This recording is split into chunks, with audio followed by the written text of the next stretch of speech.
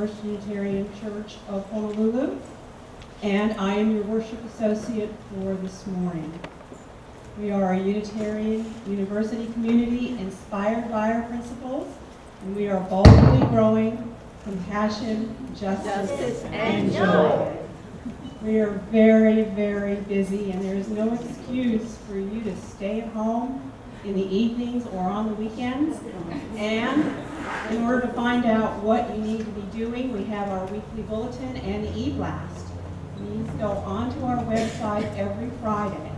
The e-blast talks about the things that are happening in the week coming up, and the weekly bulletin tells you things that are more in the distant future. But you are welcome to join us in everything that's listed, and a lot of the stuff is very, very fun. As Jonipher lights the chalice. We light this chalice with the embers of compassion. We light this chalice with the torch of justice. We light this chalice with the radiance of joy. So today, the grown-ups are going to be talking about addiction and recovery. So a children's story with that. I thought about with kids, is there anything, addiction, one way to think of addiction is like having too much of something. Like you kind of get obsessed and it kind of wrecks other parts of your life. Is there anything in your life that you might do too much of, that you get in trouble? Yes, Maggie? I crack my knuckles too much. Yeah? Brock or Miles, anything you've gotten in trouble for doing too much of? What is it, Miles? We each fight each other a lot. Fight each other a lot. One thing I thought about was maybe like video games. Like what would happen if you went home today and you played video games all day, all night, tomorrow all day, all night, Tuesday all day, all night? JJ, what would happen to you? Like, what would your life be like? Your brain was oozed out of your ears. Maybe. What would, and plus you would like forget your responsibilities. Isn't there school on Monday? Yeah. What would happen if you went to Costco and you got like the giant Oreo box? Super giant, and then you ate the whole thing. Owen, what would you feel like in your body? Sick. You would. Sometimes having too much of something is bad. So this story is about Howard B. Wigglebottom learning too much of a good thing can be bad. This is Howard, and it was his birthday. And his cousin brought him a gigantic double fudge sundae brownie cake. Yum, Howard's favorite. It was 7 in the morning, and I can't have too much of a good thing, said Howard.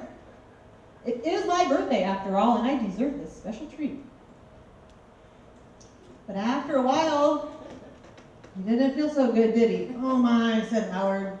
He didn't know something so good can make him feel so bad. So then he goes for a walk and he sees the balloon salesman and he's like, yeah, I'm going to buy a balloon. Wait, I'm going to buy 12 balloons. Wait, I'm going to buy 83 balloons. You can't have too much of a good thing, can you? What might happen if you had 83 balloons? Whoa, he starts flying away. This is so cool, Howard thought. I'm going to go let the breeze take me to school. But he blew right over his school.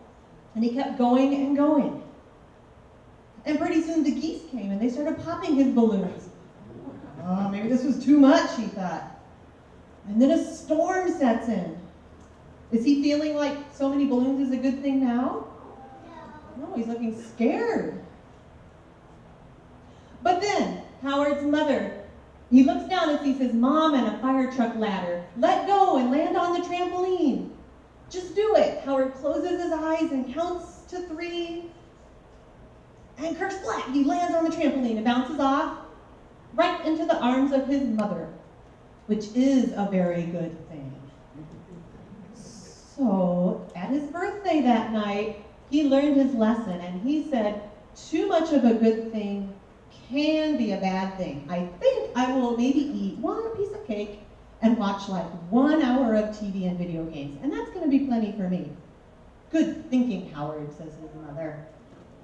That's the end of Howard's story, but what is something when you get involved maybe over your head and it's dangerous, Barack? Who's somebody who can help you out? If you get in over your head, who helped Howard out? His mom. His mom. That's something we're going to talk about downstairs, people who can help you out. Who else helped him out? Jesse, do you remember who else helped him? Mark, do you remember who helped him? Owen, who? The firefighter. Firefighters. So sometimes other grown-ups can help you. And the grown-ups upstairs in class are here to help you, and the grown-ups down here are here to help you. When you go up today, I wanted the grown-ups to hear what you're going to learn about. The littlest kids, Owen's age, are going to do Love Surrounds Us. The bigger kids, Brock and Miles and Maggie, they're going to learn about Love is a Seed. And you have all sorts of foods to taste today as part of that, I know. And the high school kids with me are going to learn about being a social justice maker all semester. So we're talking about social justice today. The RE program, a new change is that we get done at 12:15. So moms and dads, you can have a cup of coffee and chat and then come upstairs at 12:15. And let's sing and go upstairs. Hey! Can we make a bridge for our Kiki as we sing them out to their program?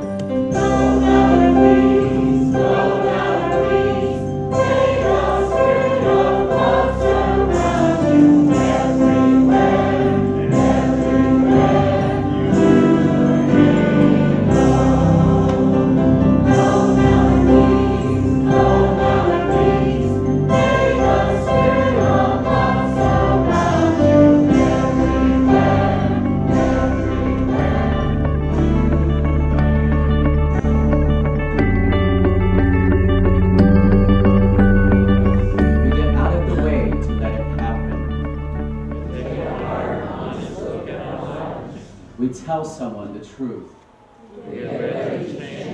We ask a higher power to help us change. We remember all the evil we heard. We make it right with them wherever we can. We put our higher power in charge every day. We try to live our values and help others. Some of you may recognize those familiar 12 steps.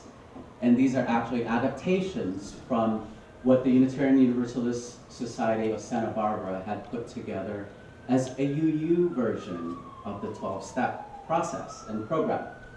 And some of you may have heard about the origins and the founding of the 12-step program and how people who go through them are sometimes known as a friend of Bill's. Yeah?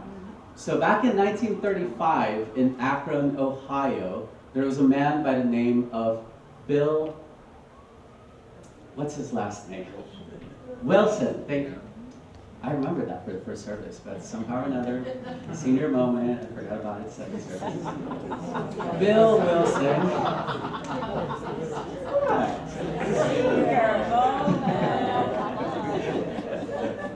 All right, where was I? See, it happened again, another senior moment. All right, so Bill Wilson and Bob Smith met together and said, how can we use our spirituality as a resource to help us on our path to recovery and to finding sobriety?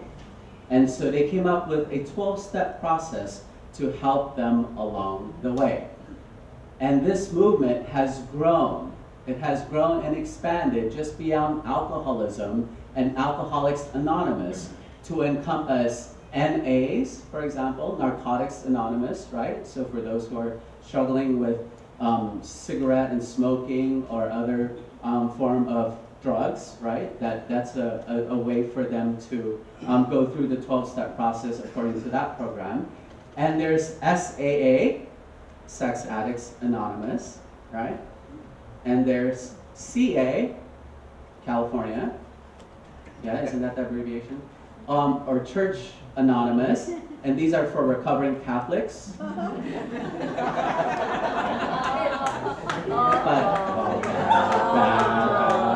Oh, you know there's some of you out there that are going through the CA process. Anyway, I don't mean to be Catholic bashing, by the way. You know, I do have a warm spot for our new Pope. In fact, I contemplated buying that T-shirt that says, "I Heart Francis" on it. So, anyway, that's another story altogether. So the recovery process has grown over the years, and today there's about 2 million people who go through some kind of recovery process or another worldwide. And it all began with a very basic premise.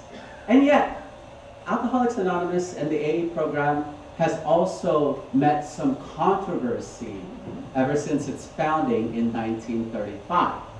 And as you could probably imagine, some of that controversy came from Unitarian Universalists. Shocker. Shocker. And this is why the UU World published a few years ago. There was a big article called 12 Steps, 7 Principles. Is there a way of reconciling UU values and principles with the 12-step program? All right? And you may find that one of the biggest arguments out there has to do with the G word, right?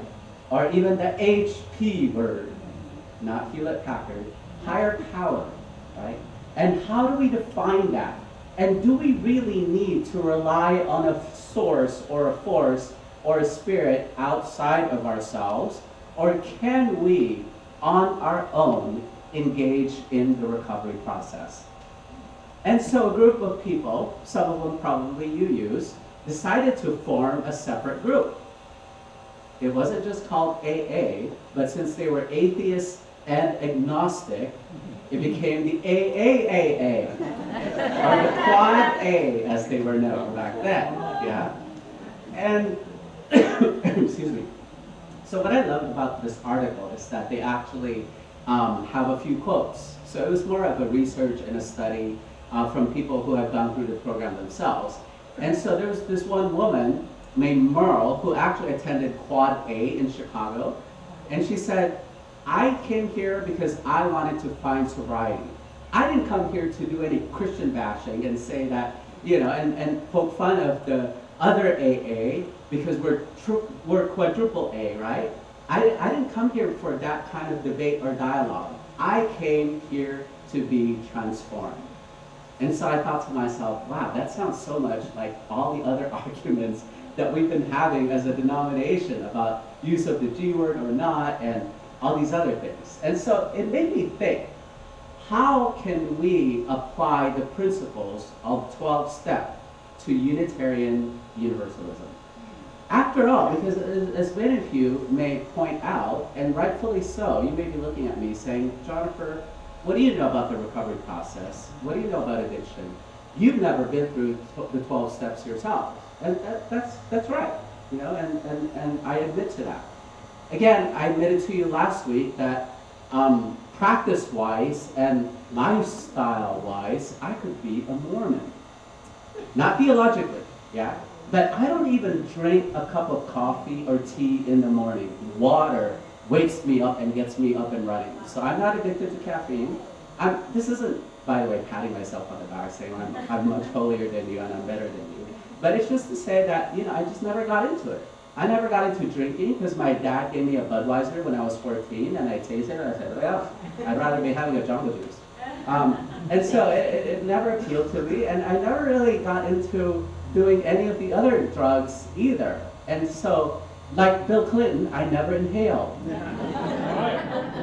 So, you may be asking me, although I could go so much into Mormonism, but you think I'm anti-Mormon too. Don't make me get a T-shirt that says "I heart Joseph Smith." But anyway, so you may be telling me that. And besides, with a name like Jonipher, I could never go to an AA meeting because you're supposed to introduce yourself by saying your first name, right? "Hi, my name is Jonipher, I'm an alcoholic." And they would immediately know that there's only one Jonipher in the world, so it must be me. So that's not very anonymous, so I can't even fulfill the anonymous part of AA.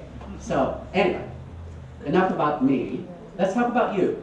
let's talk about the fact that all of us, I believe, at some point have encountered someone, if it's not ourselves, who are addicts.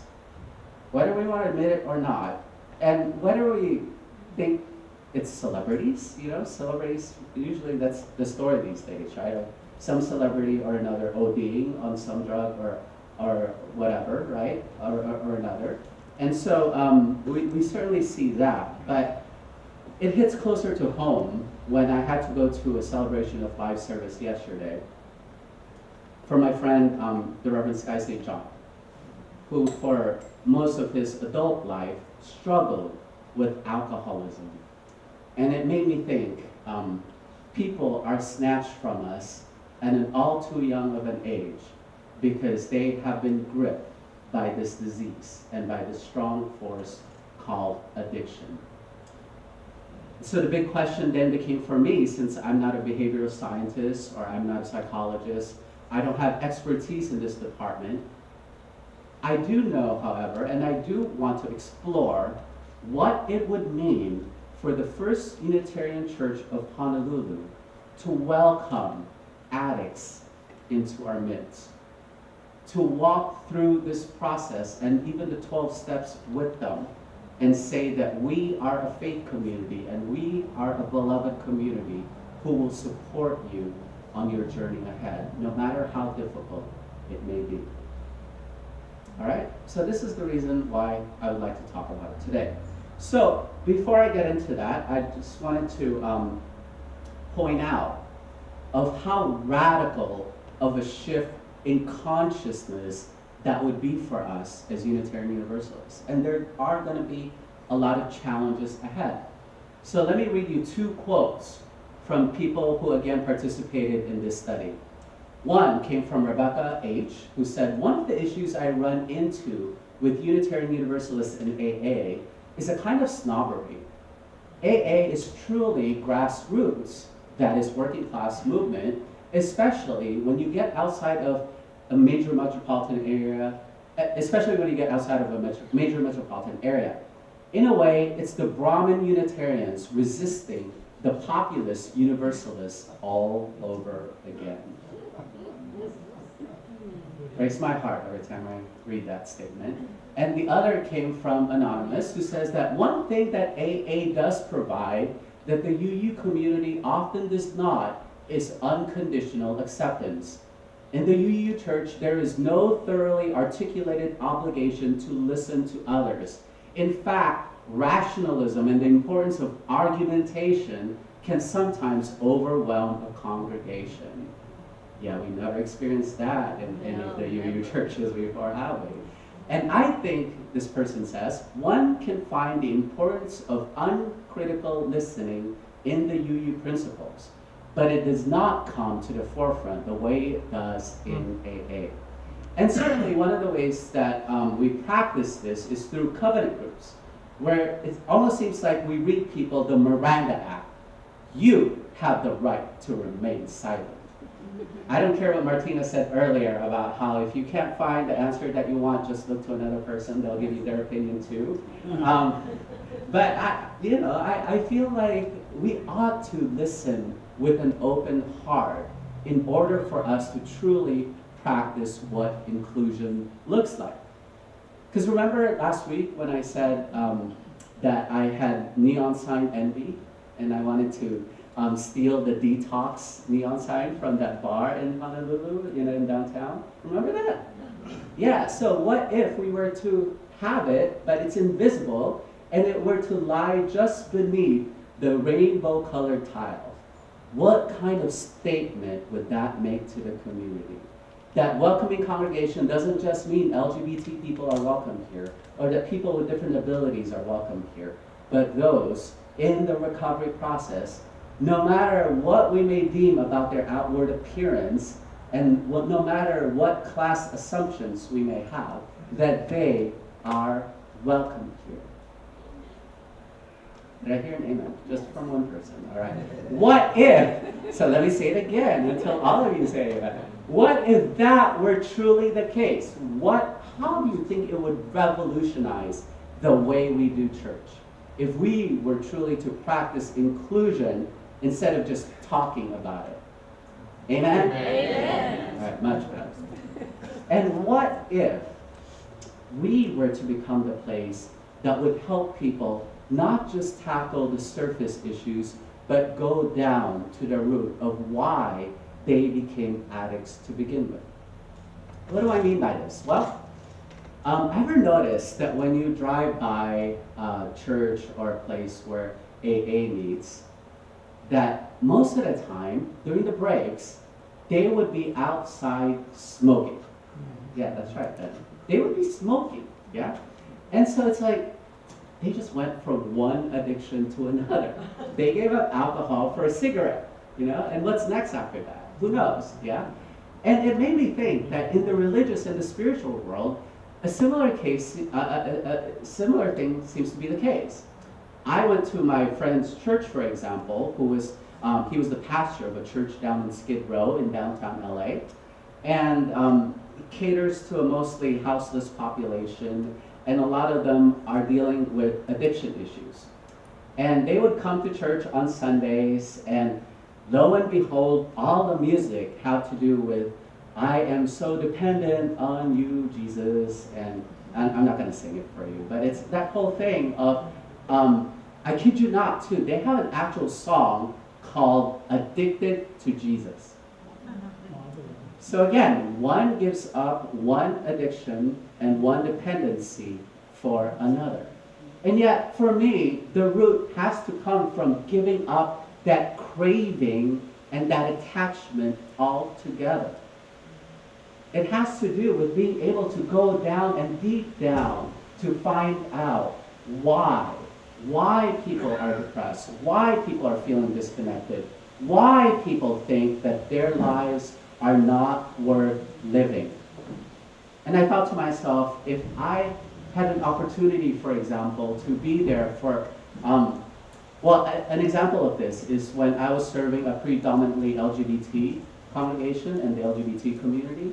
I've noticed more often than not that the people who have become addicted to drugs or alcohol are ones who have been shunned by their churches and their families, and they're ones who have been told that their lives are not worth living because they're shameful to their community, and that they should feel sorry for themselves for all the sins that they have ever committed. And so I find that alcoholism and being addicted was nothing more than a slow form of suicide for a lot of these people. That it is better to self-medicate your pain away by drinking yourself to death. And so for me, that's what we as a church are most equipped to address.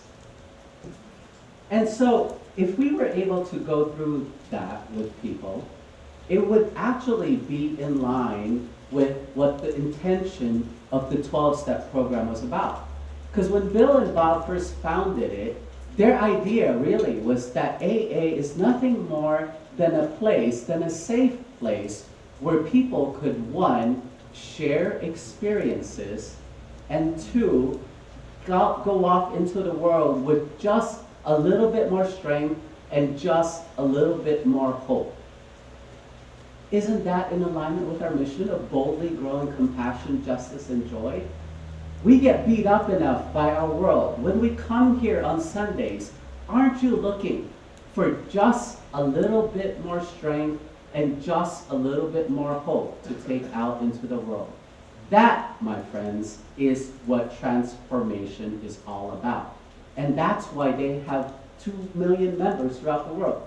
Can you imagine if we Unitarian Universalists similarly open our sacred space to anybody who would be willing to come in and share their experiences with us and listen to them with an open mind and an open heart. And then when they leave from here, they would get strength and hope. Can you imagine? This place would be filled. We'd be out the door, and people would be out in the rain right now listening to this sermon. This is how radically powerful we could be if we could become that church that is truly welcoming to all people. So this morning, again, I'm not going to tell you whether which program to enroll in, whether it's a quit cold turkey program or the 12-step. Or I love this one. I just made this up myself. Remember last week I taught you the 2-step? Yes, the 2-step? This week I only have 1 step. And I'm calling it the Pake 1-step. All right? And this is the only step I have whenever I am tempted with an addiction. I ask myself, can I afford it?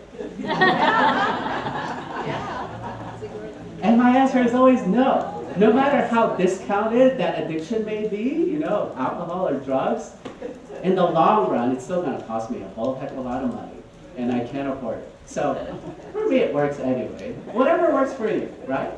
And as they say, hey, take the good and leave the rest behind. So whatever you could get out of the sermon today, I invite you to just take it one moment at a time. And I invite you to look around you, to all the wonderful potential sponsors you have here in this place, ready to welcome you with an open arm, saying you could leave your shame at the door, because here in this holy place, our hearts are aligned, and we are here to help you on your recovery process. Amen? Amen.